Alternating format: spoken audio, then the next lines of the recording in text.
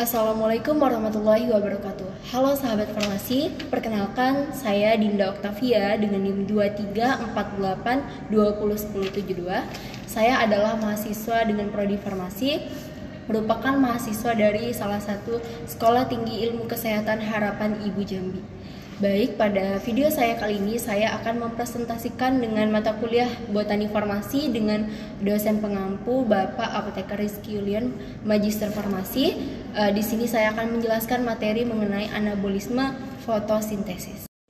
Baik, sebelum kita membahas tentang fotosintesis, perlu diketahui apa itu anabolisme. Nah, anabolisme di sini adalah rangkaian reaksi kimia substrat yang awalnya molekul kecil yang diubah menjadi molekul yang besar yang bertujuan untuk penyusunan molekul. Nah, contoh dari anabolisme ini ialah fotosintesis salah satunya, di mana fotosintesis ini merupakan proses pengubahan zat-zat anorganik air dan juga mengeluarkan karbon dioksida oleh klorofil. Zat yang organik dia mengubah dari zat anorganik menjadi organik, yaitu karbohidrat, dengan bantuan cahaya dan menghasilkan oksigen. Kemudian di sini saya akan membahas mengenai proses dari fotosintesis, di mana proses fotosintesis ini terjadi ketika karbon dioksida yang terdapat di udara diserap oleh tumbuhan melalui daun pada tumbuhan. Nah, lalu di situ air yang ada di dalam tanah diserap oleh tumbuhan melalui akar dan dibawa ke daun untuk diproses atau difotosintesis. Nah, tumbuhan itu bersifat autotrof, di mana yang artinya ini mensintesis makanan itu langsung dari senyawa anorganik. Tumbuhan menggunakan karbon dioksida dan juga air untuk menghasilkan gula dan oksigen yang diperlukan sebagai makanannya. Nah, energi untuk menjalankan berasal dari fotosintesis ini. Nah, glukosa itu dapat digunakan untuk membentuk senyawa organik lain seperti selulosa dan juga sebagai bahan bakar. Kemudian, tumbuhan ini menangkap cahaya dengan pigmen yang disebut dengan klorofil. Klorofil ini terdapat dalam organel yang biasa disebut dengan kloroplas. Sebagian besar energi dihasilkan oleh daun. Nah, di dalam daun ini terdapat lapisan sel atau mesofil yang mengandung 1,5 juta kloroplas setiap milimeter perseginya. Nah, fotosintesis ini terjadi dalam 2 tahap, di mana tahap yang pertama itu ada reaksi terang atau cahaya yang menyerap energi digunakan untuk menghasilkan molekul penyimpanan energi ATP dan NADPH. Nah, di tahap kedua itu ada reaksi gelap, di mana reaksi ini digunakan untuk menyerap dan mengurangi karbon dioksida. Yang pertama adalah reaksi terang. Apa itu reaksi terang? Nah, reaksi terang ini adalah proses untuk menghasilkan energi dan juga NADPH. Nah, reaksi ini melakukan molekul air dan juga cahaya matahari yang diawali dengan penangkapan foton oleh pigmen sebagai antena.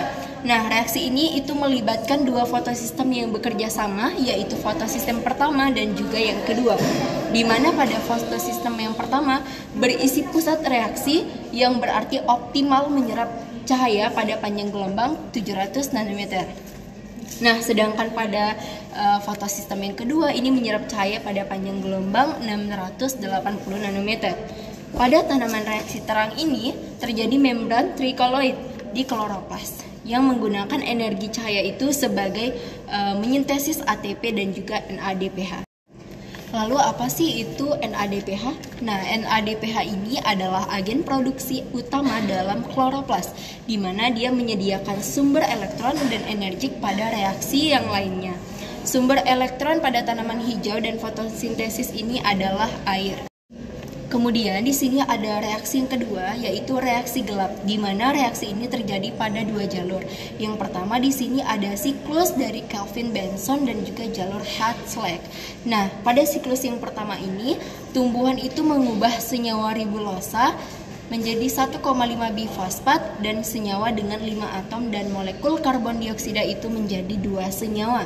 Nah, kemudian pada jalur yang kedua itu adalah tumbuhan C4, di mana tumbuhan C4 ini adalah asam oksalesatat yang memiliki 4 atom karbon. Nah, enzim yang berperan dalam jalur yang kedua ini adalah fosfonolpirufat karboksilase. Mulai dari apa itu anabolisme, lalu ke fotosintesis dan juga proses terjadinya fotosintesis, tentu ada di sini faktor yang mempengaruhi terjadinya fotosintesis. Nah, perlu teman-teman ketahui, yang pertama itu ada konsentrasi dari karbon dioksida atau CO2. Itu yang semakin banyaknya karbon dioksida di udara, maka makin banyak juga jumlah bahan yang akan digunakan dalam proses fotosintesis ini. Nah, kemudian yang kedua di sini ada suhu, di mana enzim yang bekerja di dalam fotosintesis ini dapat dilakukan pada suhu yang optimal. Nah, yang ketiga ada kadar air, di mana jika kita kekurangan air untuk membuat stomata itu, maka proses fotosintesis itu akan terhambat. Nah, ada juga ini kadar fotosintat, di mana di sini adalah hasil dari fotosintesis. Nah, dan yang kelima ada tahap pertumbuhan, serta tentunya pasti ada cahaya yang mendukung dalam proses fotosintesis. Nah, mungkin sebagian dari teman-teman masih bingung bagaimana sih cahaya itu bisa mempengaruhi dengan terjadinya dari fotosintesis ini. Nah, perlu teman-teman ketahui bahwa fotosintesis ini bisa terjadi karena cahaya itu karena ada hubungan radiasi cahaya dengan tanaman, di mana ini adalah tergantung dari yang pertama tipe tanamannya. Kita harus mengetahui dulu dari tipe tanaman kita itu jenis tanaman yang seperti apa. Nah, seperti yang sudah saya jelaskan pada sebelumnya, di mana pada yang reaksi gelap itu ada tanaman C3 dan juga C4. C3 itu adalah tanaman yang terjadi pada jalur pertama yaitu Calvin Benson, sedangkan tanaman C4 itu pada jalur kedua yang disebut dengan headflat. Nah, yang kedua, tanaman itu terlihat dari apa lagi? Ada aliran dari karbon dioksidanya nih, di mana karbon dioksida ini ke kloroflas dan juga tergantung dari suhunya. Jadi suhu juga sangat berpengaruh. Dan yang ketiga adalah dari umur daun. Yang namanya reaksi pasti tentu ada responnya. Nah, respon dari fotosintesis ini pada tanaman C3 dan juga C4 pada reaksi gelap tadi yang pertama itu pada suhu tetap. Di mana pada suhu tetap ini tingkat asimilasi dari karbon beragam dengan pemancaran. Nah, seiring peningkatan dari pemancaran tersebut, hubungan ini tidak lama dan tingkat asimilasinya itu menjadi konstan ataupun tetap. Kemudian ada pada pemancaran yang tetap, di mana tingkat dari asimilasi karbon ini meningkat seiring suhu meningkat pada cakupan terbatas. Nah, berarti yang pertama tadi itu dengan yang kedua ini sangat berpengaruh ataupun saling berhubungan dengan suhu. Itulah tadi materi mengenai proses dari fotosintesis. Tidak hanya terjadi pada manusia, namun juga terjadi pada tumbuhan, di mana memproses ataupun mengubah zat makanan pada tumbuhan. Semoga materi yang saya sampaikan bermanfaat. Saya akhiri dengan wassalamualaikum warahmatullahi wabarakatuh.